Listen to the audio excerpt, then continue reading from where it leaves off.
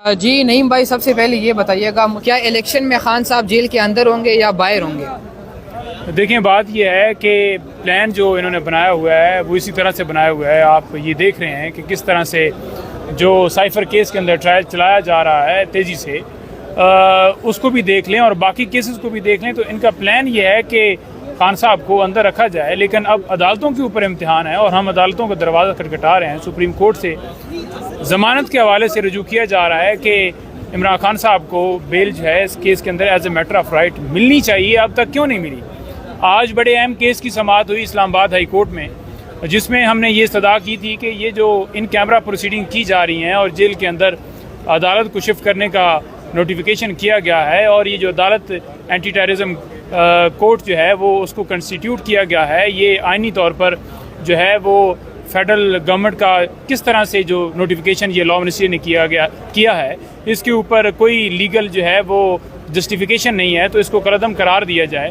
تو آج عدالت جو ہے مطمئن نظر آئی اور عدالت کو بتایا گیا کہ فیڈرل گورنمنٹ کا یہ مطلب نہیں ہوتا کہ ایک لا منسٹری جو نوٹیفیکیشن کر دے، اس میں چیف صاحب کی بھی جو ہے باقاعدہ طور پر اپروول وہ چاہیے ہوتی ہے، اور ایسا کوئی پروسیس نہیں کیا گیا. ایسا تو پورے پاکستان کے اندر پھر جتنی کورٹس ہیں تمام کو ہی کوئی لا منسٹری جب مرضی چاہے گی ایک آرڈر کرے گی اور ایک عدالت مختص کر دے گی.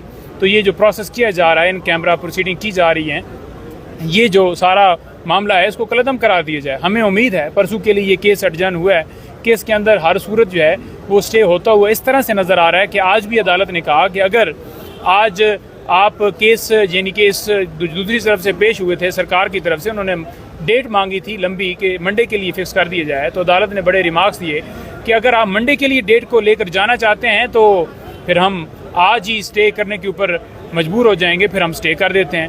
تو پھر وہ بیک ہوئے اور انہوں نے کہا جی کہ پرسوں کے لیے ڈیٹ فکس کر دی جائے. تو عدالت دیکھنے میں کنونس نظر آئی کیونکہ یہ نوٹیفیکیشن جو ہے وہ بنتا نہیں تھا، اور ان کیمرہ پروسیڈنگ جس طرح سے چلائی جا رہی ہے، آج 5 گواہوں کے حوالے سے ڈیٹ مختص تھی، جس میں گواہ جو ہیں وہ کوئی اس میں انہوں نے اپنے بیانات قلم بند نہیں کروائے. لیکن دوسری طرف دیکھا جائے تو بڑا واضح طور پر جو ہماری درخواستیں دی گئی تھیں کہ ایک تو سائفر جو ہے وہ دیا جائے، اس کی کاپی دی جائے جو کہ چلان کے ساتھ لگی نہیں ہے، جو کہ مدعا ہے، جو کہ انہوں نے کہا ہے کہ انہوں نے چوری کیا ہے، وہ چلان کا حصہ ہونا چاہیے، جو کہ ہمارے اوپر الزام ہے.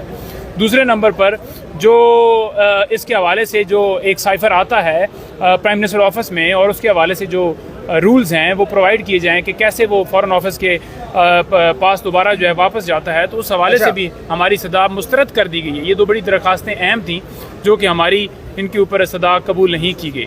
تو جب تک ڈاکومنٹس جو ہیں کیس کے ریلیٹڈ نہیں دیے جائیں گے، تب تک کیس کیسے آگے بڑھایا جا سکتا ہے؟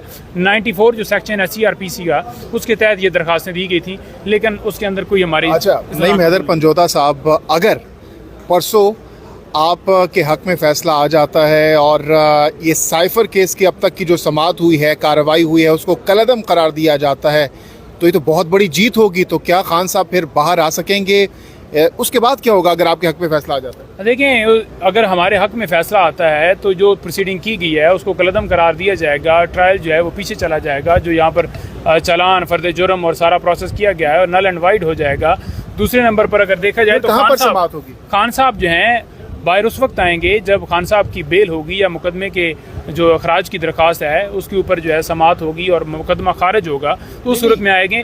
اس ٹرائل کو کے اوپر جو ہے وہ کالعدم قرار دینے کے حوالے سے عمران خان صاحب کی جو بیل ہے اس کے اوپر اس طرح سے نہیں ہوگا. سائفر کیس پہ کہاں سے شروع ہوگا؟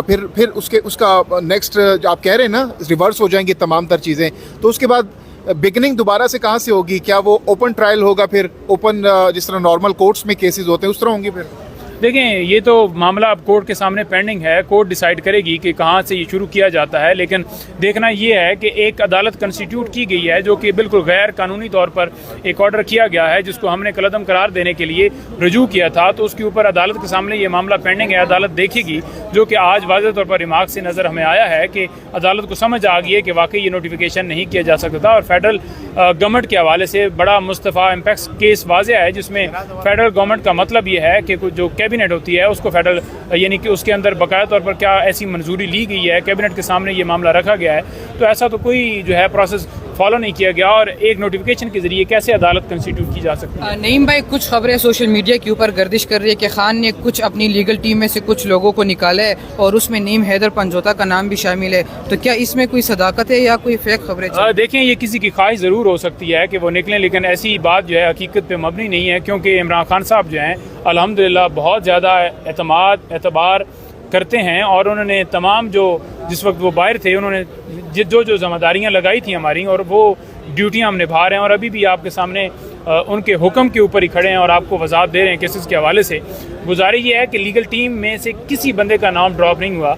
आपको पता है कि जिस तरह से क्रैक डाउन किया गया पीटीआई के ऊपर और लोगों को अगवा गिरफ्तारियों और सारा सिलसिला किया गया, तो ये एक दरार डालने के लिए कोशिश की जा रही है। कुछ एक दो सहाफ़ियों का शायद दिल होगा या किसी के कहने के ऊपर उन्होंने ऐसा किया होगा या वीलॉग किया होगा, वो उनकी मर्जी है। कभी हमने किसी हवाले से कभी किसी को टारगेट नहीं किया, ऐसा कोई मामला नहीं है। और जो 10 लॉयर्स की लिस्ट दी गई है उसमें आप देखें, एडवोकेट सुप्रीम कोर्ट उसके अंदर मौजूद हैं, लीडिंग कौंसल, प्रिंसिपल कौंसल उसके अंदर मौजूद हैं, और उसके ऊपर रिस्ट्रिक्शन नहीं है कि उसके अलावा कोई अलाउ नहीं करवा सकता या उसके अलावा कोई बंदा जा नहीं सकता।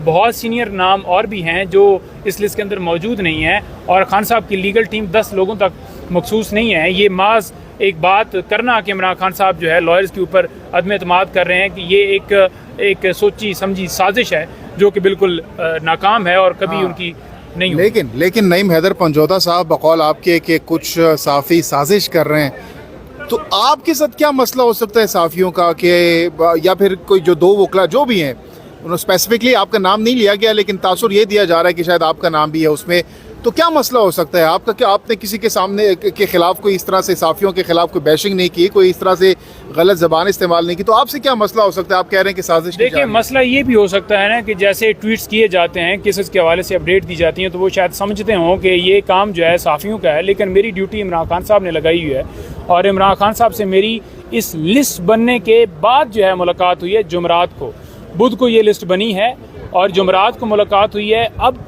जो है जो जेल अथॉरिटीज़ हैं उनसे भी रब्ता किया गया, लेकिन उन्होंने भी बिल्कुल तरदीद किया कि किसी तरह से इमरान खान साहब ने किसी का लिस्ट से नाम नहीं काटा।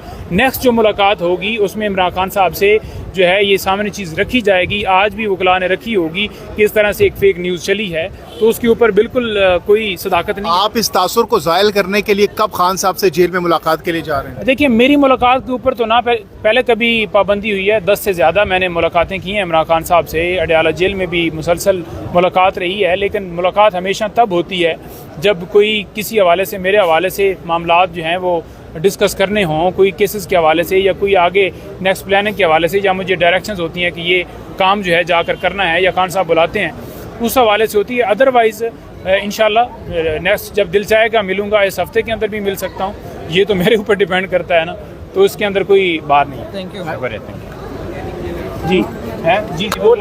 अच्छा नईम साहब, ये बताइएगा, कल शेख रशीद साहब ने एक अहम प्रेस कॉन्फ्रेंस की है लाहौर में।